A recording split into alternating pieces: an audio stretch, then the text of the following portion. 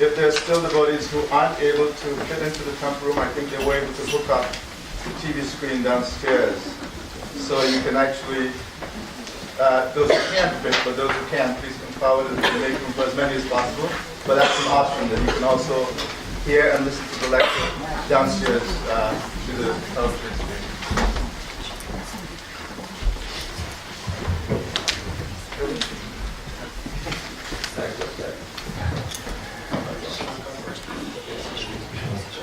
Before I begin to speak, I just want to say that I'm really honored to be present in such an elevated assembly of Vaishnavas in the presence of senior devotees as well.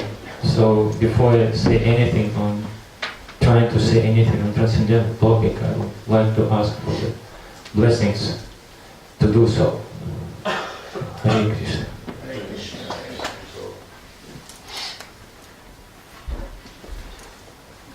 For today's Bhagavatam class, I have chosen the second verse, famous second verse of Chaturshloki from Srimad Bhagavatam,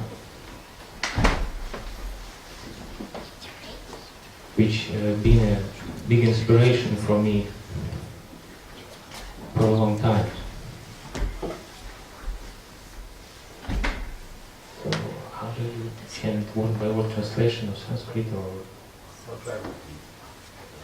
Okay. Ritirtham yat pratiyata. Ritirtham yat pratiyata. If you could please repeat, it's quite not complicated verse. Ritirtham yat pratiyata. Na pratiyata chatmani. Na pratiyata chatmani. Tat vidyat atmano mayam. Tat vidyat atmano mayam. Yatha baso yatha tamaha. Yatha baso yatha tamaha. Ritirtham yat pratiyata. Na pratiyata chatmani. Tat vidyat atmano mayam. Yatha baso yatha tamaha.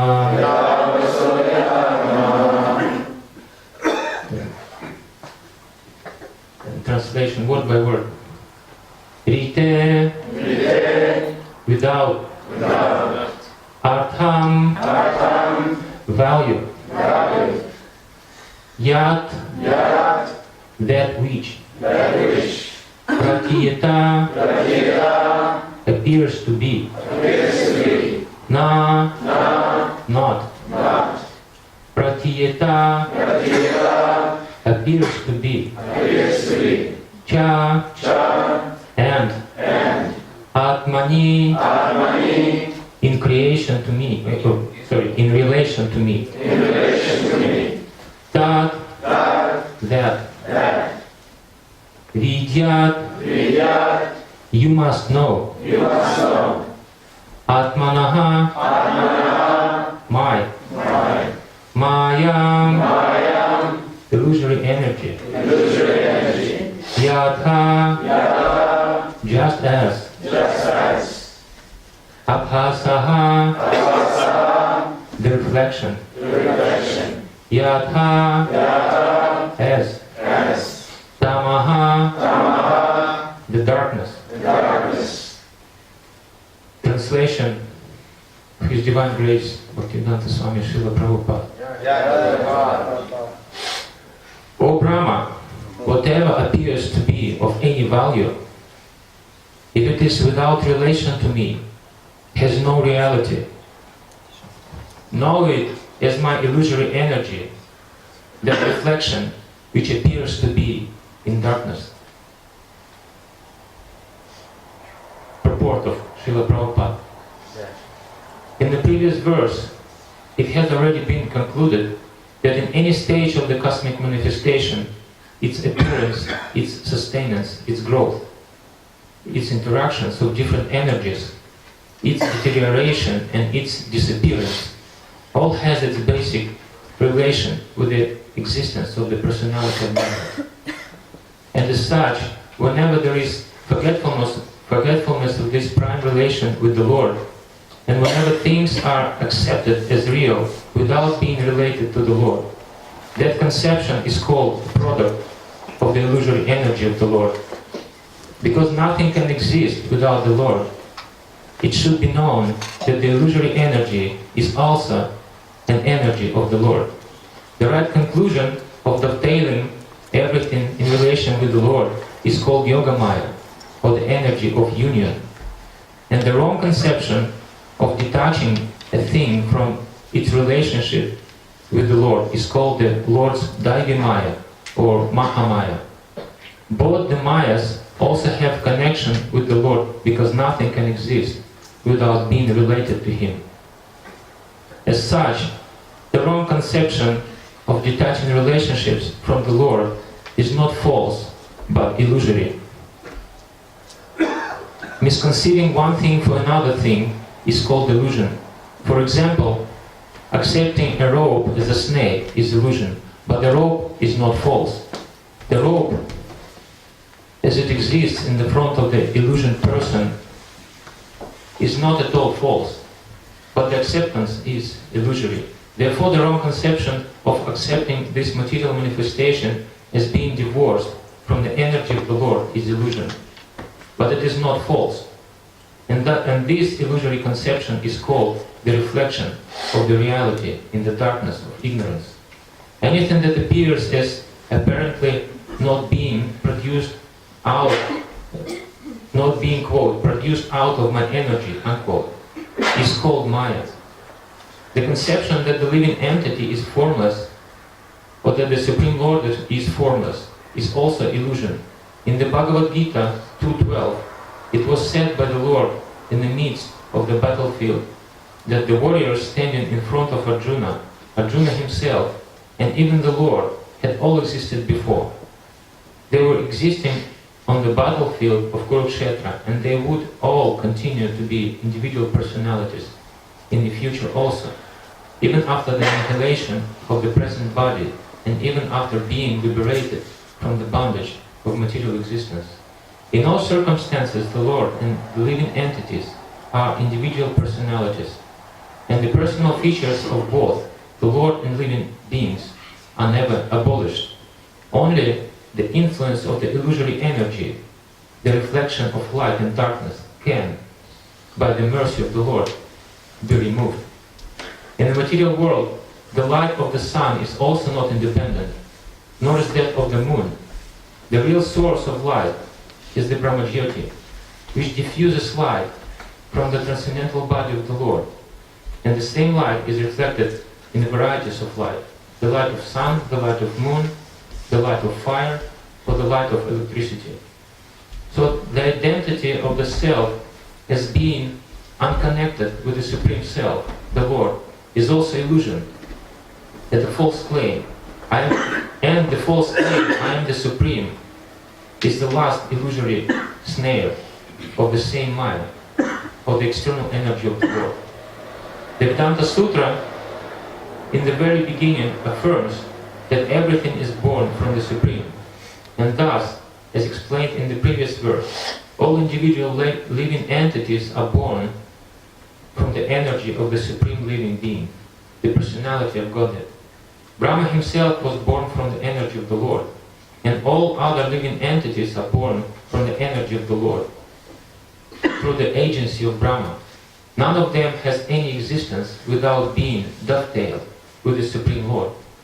The independence of the individual living entity is not real independence, but is just the reflection of the real independence existing in the Supreme Being, the Lord. The false claim of supreme independence by the conditioned soul is illusion. And this conclusion is admitted in this verse. Persons with poor fund of knowledge become illusioned, and therefore so-called scientists, psychologists, empiric philosophers, etc., become dazzled by the glaring reflection of the sun, moon, electricity, etc., and deny the existence of the Supreme Lord, putting forward theories and different speculations about the creation, maintenance, and annihilation of everything material.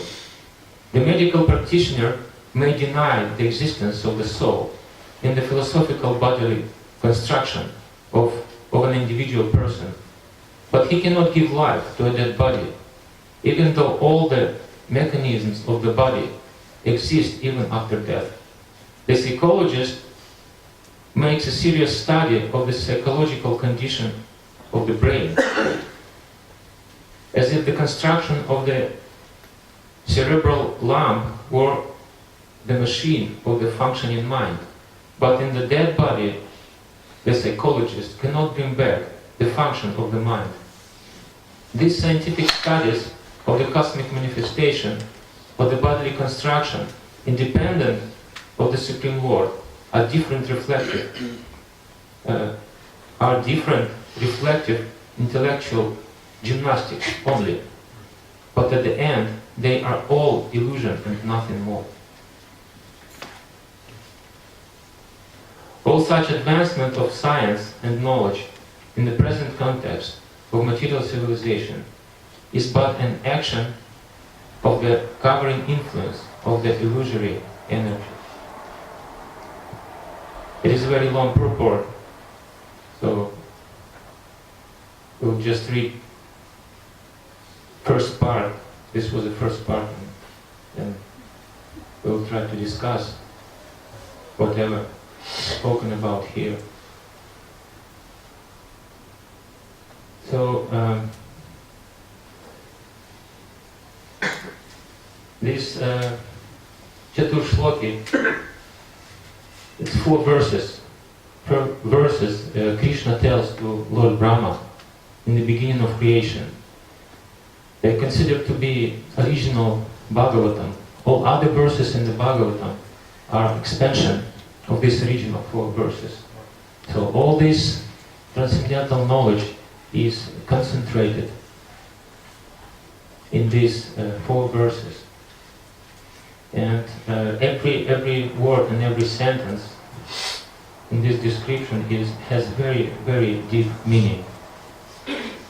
So Krishna says, O Brahma, whatever appears to be of any value, if it is without relation to me, has no reality.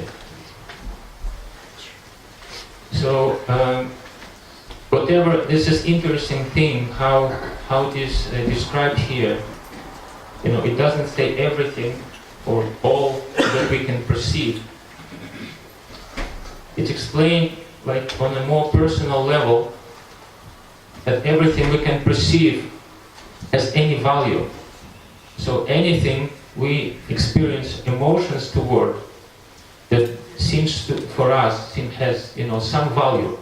Everything included. Basically, this is all we can observe around us, because we tend to observe objects or take into considerations objects only those who seem to have any value to us.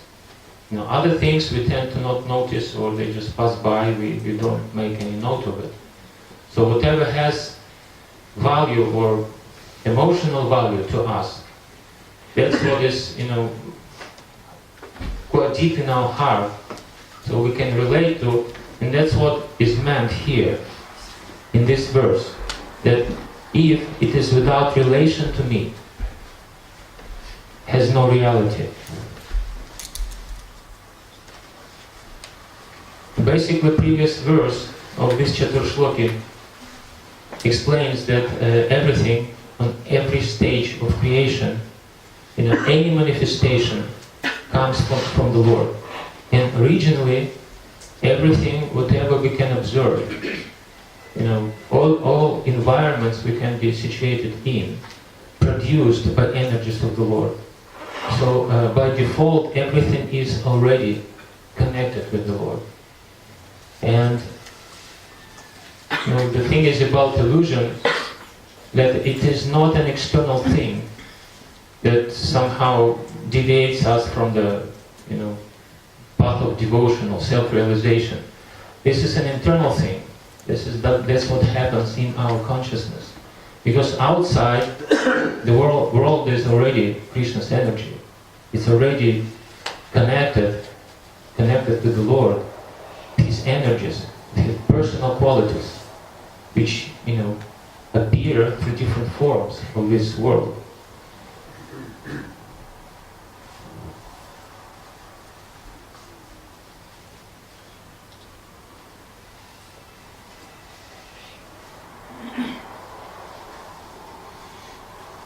And this is the reality. What goes on in reality. So everything is connected. All this second canto of Srimad Bhagavatam describes how different energies of the Lord, they come into this material manifestation, and how they manifest through different forms, different senses, how everything manifests.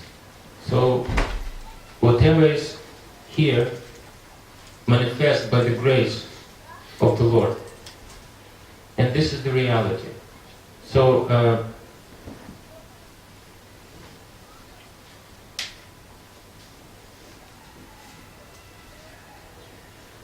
and whatever we can perceive in this world is, in some sense, technically, it is real. But whatever we think of it, being in a state of illusion, is illusory. So Prabhupada gives often the example of a rope and snake. So someone in a dusk or dark can, make a mistake and see a rope on the road, take it for the snake and experience fear.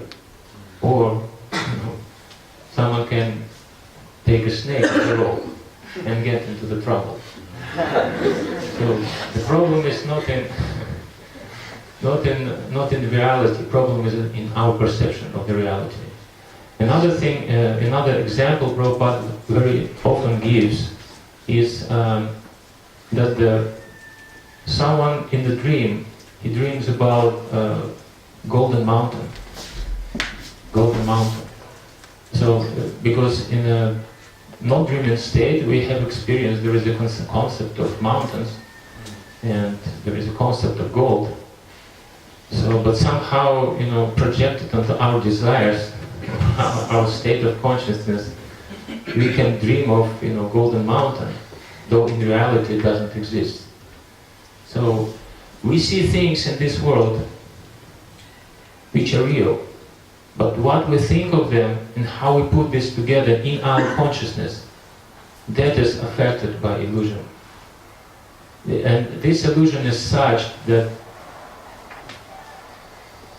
over millions of years of our presence in this material world, we developed very strong and big habit of detaching whatever we see, detaching it from the Lord, seeing it as different from the Lord. So there is in material mind there is a natural inclination to see everything detached from the Lord. So whatever we whatever we're looking at, it's already by default connected to the Lord. The only thing is that we have to come to that understanding. And this understanding, in conditioned state, it cannot be gained just by some speculation or some mental exercise, or just gaining some information here and there, or analyzing. We can come in touch with reality only through the eyes of Guru Sadhu Shastra. This is our intelligence. Because we have material mind and material intelligence. And material intelligence cannot ever lord over material mind. Material mind always uses material intelligence as an instrument for the gaining sense gratification, subtle growth. So the only type of intelligence can subdue material mind is spiritual intelligence. And our spiritual intelligence is Guru Sadhu Shastra, which describe reality, how in reality things are. And here further in this verse,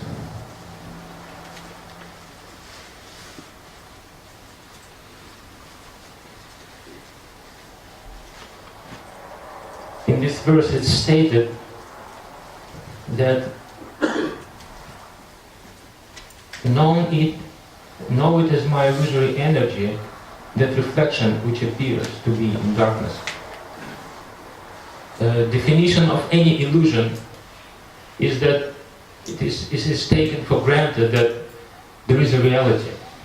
That's why there is an illusion. Because without reality, we have nothing to be illusory about. So, and the same thing about light and darkness. They seem to be equal terms, but they're not equal. Now, light is superior concept for the darkness, because the light, for example, can be created by some source, but there is no such thing as source of darkness. To create the darkness, you need to cover the light. Same thing with the knowledge and ignorance. So, ignorance can exist only when is knowledge covered. So any illusion in this world is based, is as it says in this verse, it's a reflection that appears to be in darkness. Reflection, this world is nothing more than perverted reflection of whatever goes on in the spiritual world. And coming back to this first sentence in this verse, whatever appears to be of any value to us, if it is without relation to me, has no reality. So reality also can be described from such an angle that this material world is created from the Brahman. And what is Brahman? Brahman is Brahmajyoti, effulgence of the Krishna's body. Krishna is so full of different qualities that he, this creates effulgence. And we all know these 6 main qualities of Krishna. Krishna is all attractive, means all attractive. The main 6 qualities of Krishna, that he is the most beautiful, the most rich, the richest person, the most powerful, the most knowledgeable. Yeah, he's the most renounced and once more famous. Yeah, he's the most famous. He's the most famous person.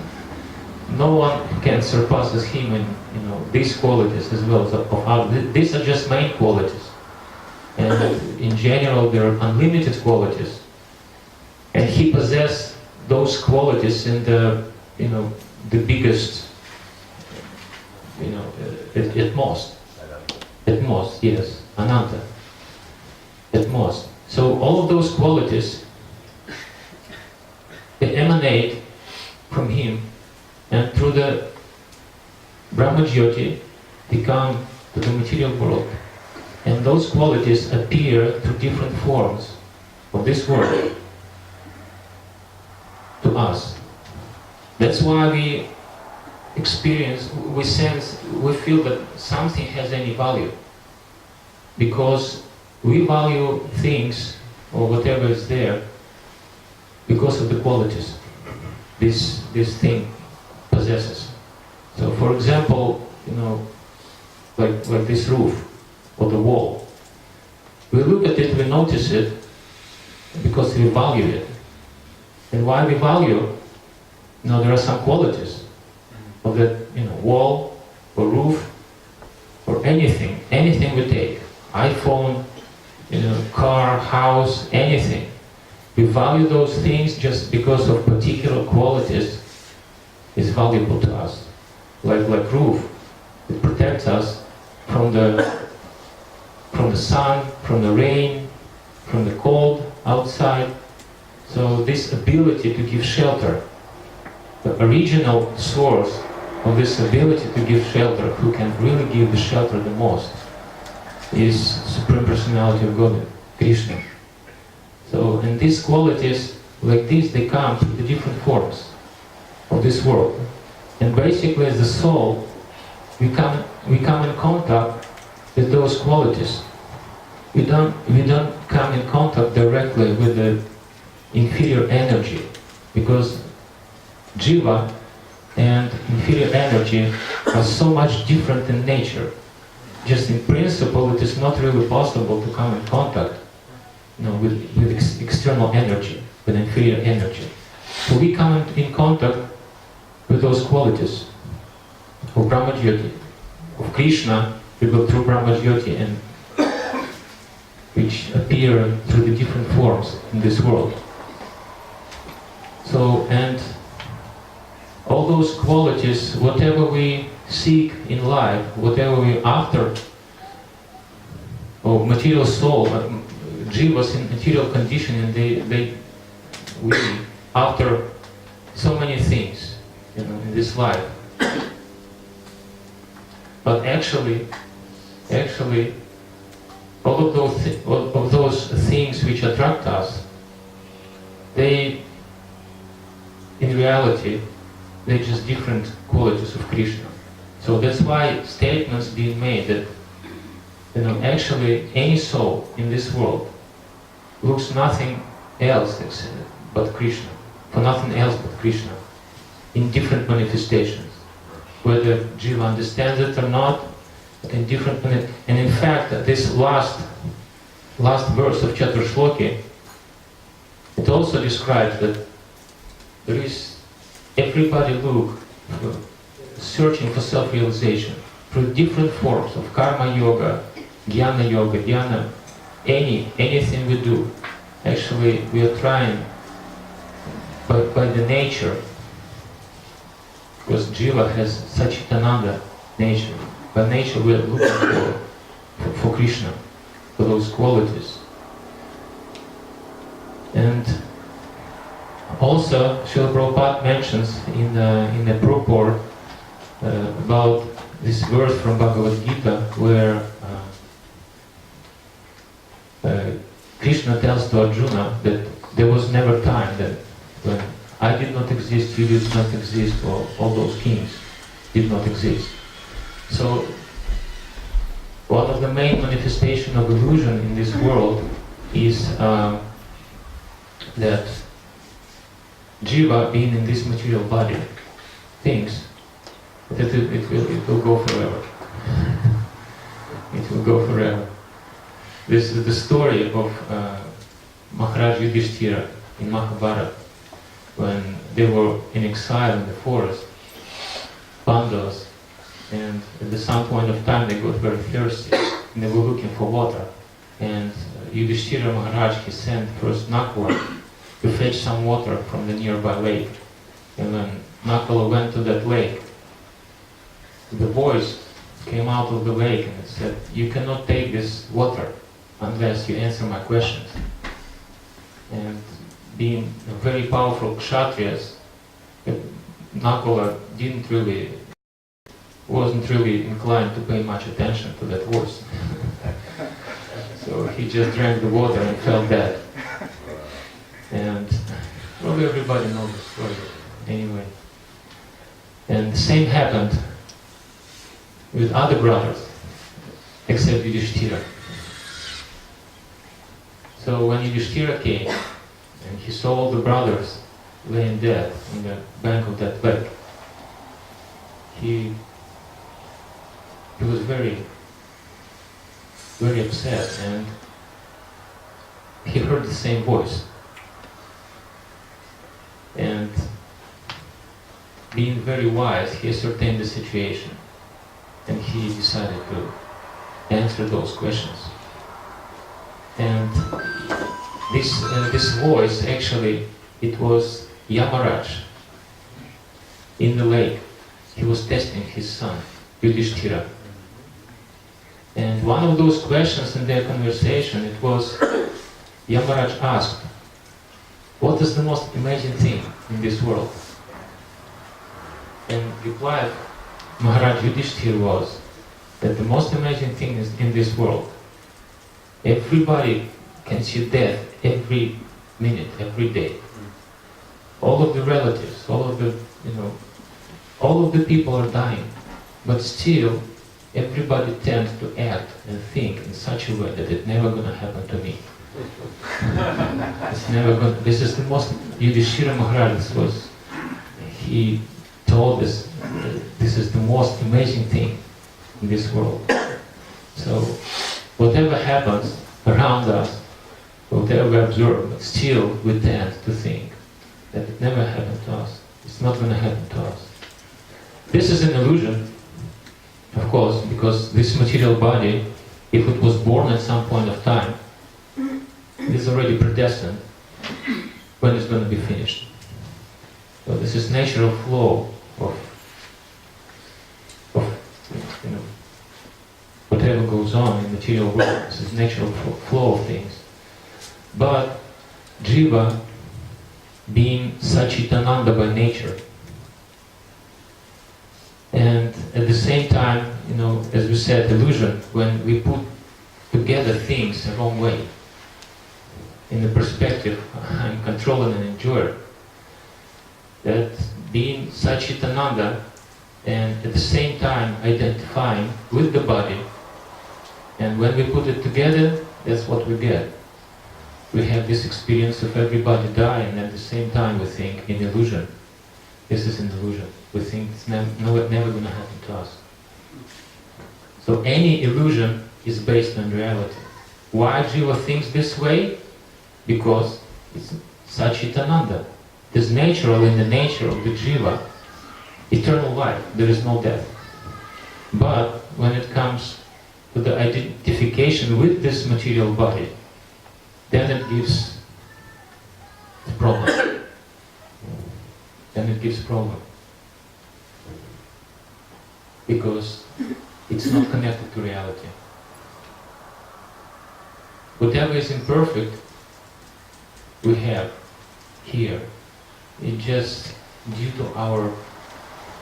to the tendency, illusory tendencies of jivas who are situated in this material world. Hare Krishna. Any questions or comments? You were expressing how through our consciousness, because we're in the material world, we're illusion. But doesn't also Krishna assist us by creating the material world that illusions us? We're not just alone in the illusion, but the energy creates an environment by which we are illusion through the three laws of nature. Yeah. Because we have a desire to be. Exactly. Krishna fulfills desires, all desires of living entities. The cause of this illusion, Krishna provides all necessary for this illusion to be manifest. But why he does that? Because we have that desire, and he provides. This is, our state as a jiva, as a Tatashta Shakti. So we always function in the environment provided by Krishna and Krishna's energies. So whatever we desire, Krishna fulfills. So he provides these energies to work such a way to help us to fulfill, realize those desires. And it works either way. Whether we want to be in mind or we want to be with Krishna. So basically, whatever we do, another point I was going to make, which follows from this verse, is any situation, external situation, is basically already connected to Krishna. So the only thing is that it is secondary. The first thing, what we're going to do with it. Are we going to try to use it for own enjoyment, sense gratification, subtle or gross, or we're going to occupy it in service of Krishna, connected somehow to Krishna. There are three levels how it can be connected to Krishna. This one which was described as qualities of Krishna coming through the Brahmajyoti, to the forms of this world which attracts us. This is connection to Krishna on the level of Brahman. There is also Paramatma level and Bhagavan level. So the only thing is that we have to become sensitive to reality, to be able to perceive it in a real way. How it is explained by Guru Sadhu Shastra. This brings us in connection with reality. This makes us able to see the reality, perceive it.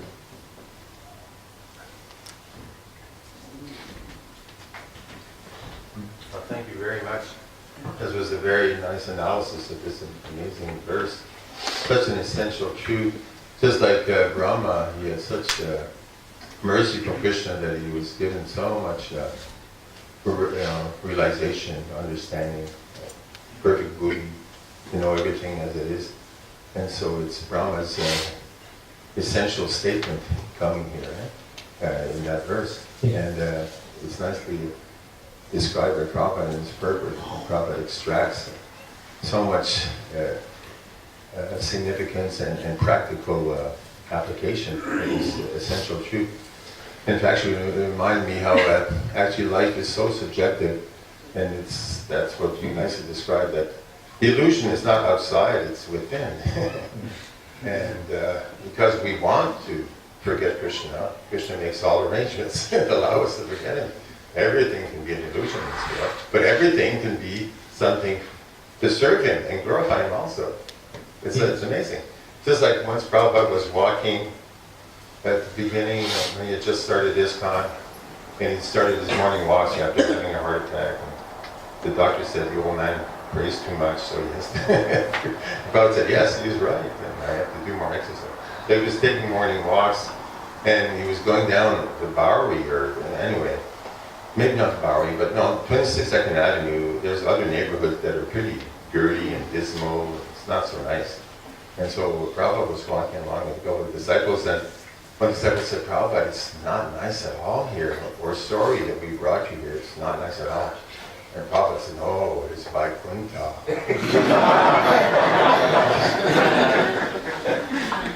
Because Prabhupada could see Krishna in everything and everywhere. And Prabhupada wanted to give or reconnect everything. Reconnect us and reconnect the whole world to Krishna. That was Prabhupada's glory. And he's still doing that. That's the meaning of the Sanga movement. To reconnect everything to its real source. And that's what Krishna says in Gita, the one who sees me everywhere and everything in me, I'm never lost to him, or he's never lost to me. So that constant connection, that beautiful Vaikuntha vision, that's what Prabhupada is sharing. It's so nice. And in his purports, Shastra Shakshu, we can't see that connection because of our conditioning, but Prabhupada is revealing it to us through his knowledge. And you gave a nice understanding of that. Thank you. In this lecture we heard in the beginning when Shankar Prabhu was introducing the festival, lecture of Prabhupada. And Srila Prabhupada, he was making a point that bhakti is so transcendental and unconditioned. Basically, you don't have to have anything, no money, no anything to perform this. You have to have his words. I'm afraid to be mistaken, exact quote, but you have to have a heart to practice bhakti. That's what everybody has. So bhakti is always transcendental and available in any condition or state of life. Any situation can be connected to Krishna. It's not like we make it connected. It's already connected. It's a matter of us understanding it.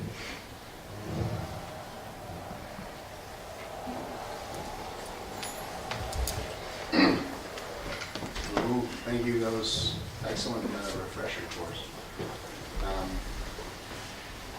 You said that everything in this world is an emanation from Krishna, and everything we perceive, good qualities, are actually qualities of Krishna.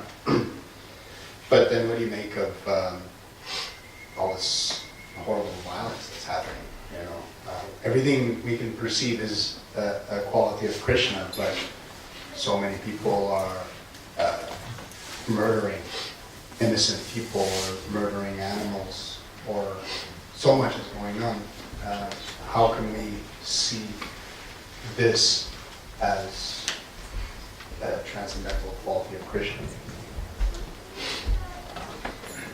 But said in that poem, paying heavy illusions toll.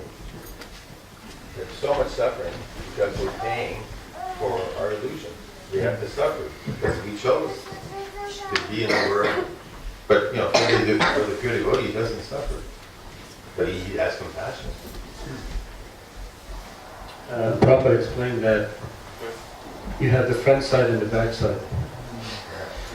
So when you eat, you're eating prasadam, but when it goes to the back, it's not prasadam. So the pure world is like that. You have the front and the back. So Krishna, when the devotee, he's in the front of Krishna, therefore he doesn't perceive that suffering and all that. But the materialists, because they're an illusion, they're in the back side. But you can't blame God for that suffering and so forth. But it's a package. It's all complete. And he who is free from suffering, he wants to make others free from suffering. That's the real compassion. But those who are suffering, sometimes they want to make others suffer.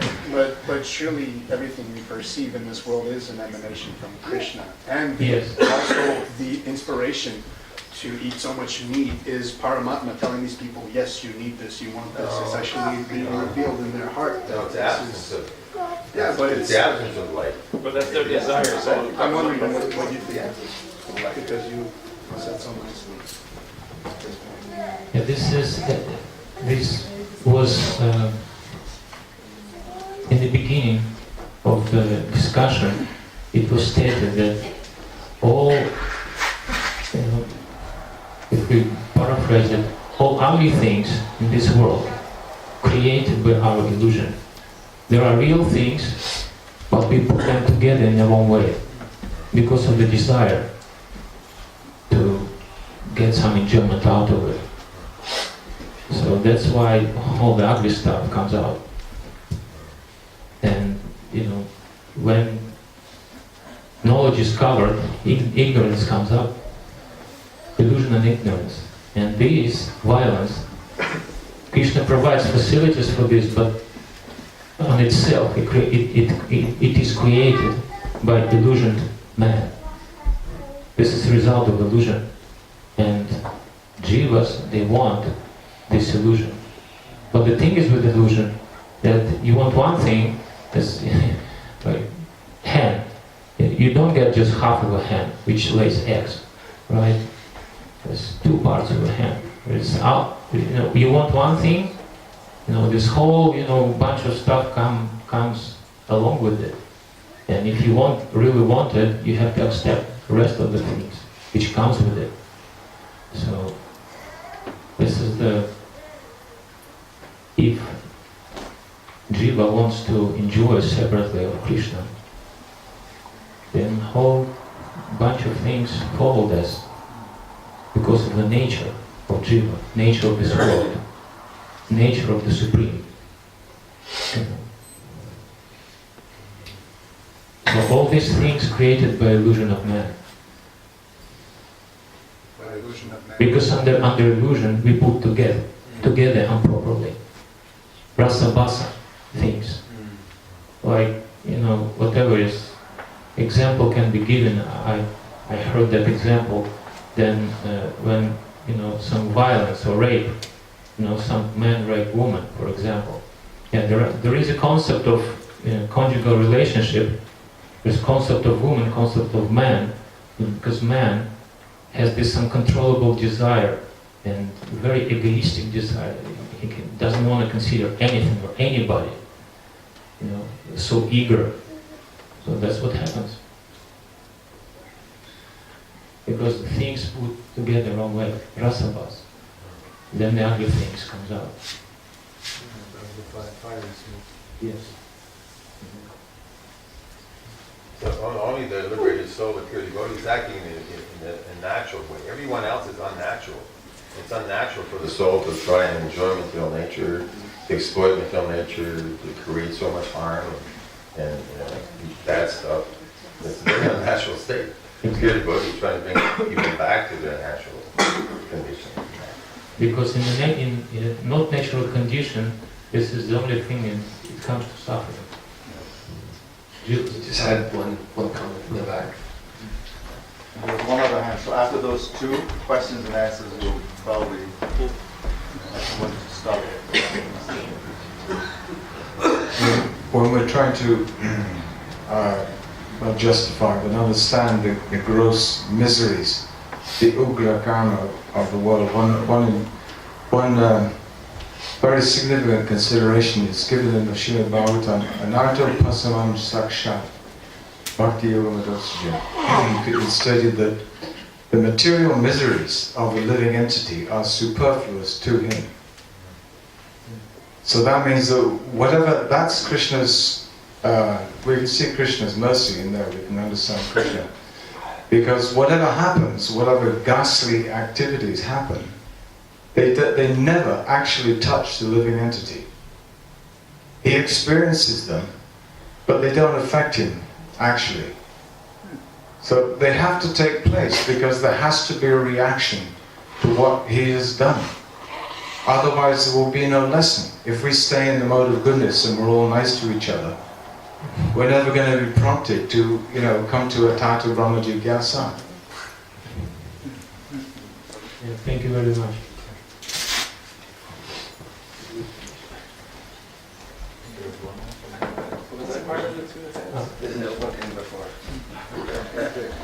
Actually, in time, I was first. It's okay. It's a different subject anyway. Is that reality or no? Yes, my perception was I was first. Anyways, it's a different subject, so it's good that he goes first. Yeah. Just in connection to what has been said, it's important to understand the nature of this world. This world is not meant for enjoyment. When we understand this point, then we can live happily in this world and understand the things that happen also around us. It's more meant like it's just like a prison and a hospital at the same time. And it's a prison in the sense that there's punishment. In a prison there is some suffering involved, but also we're there to correct ourselves. And that's why the hospital is there also, because we're trying to cure ourselves of the misbehavior of trying to be independent from Krishna. Thank you. Very nice comment.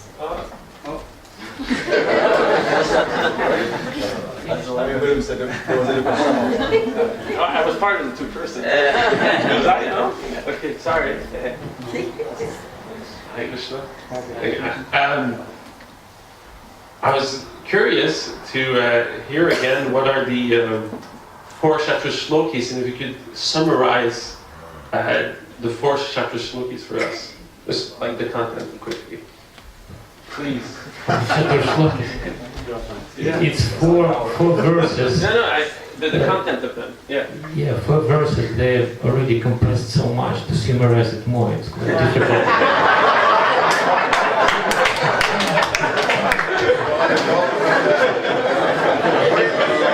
Yeah.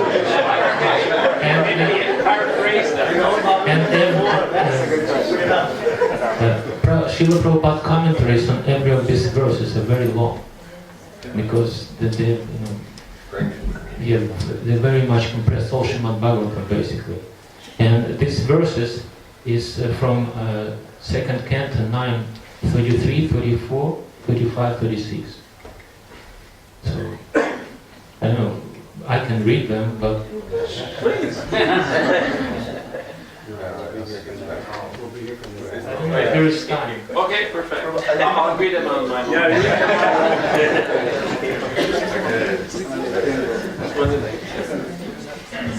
Grantara Srimad Bhagavatam ki, Jai! Srila Prabhupada ki.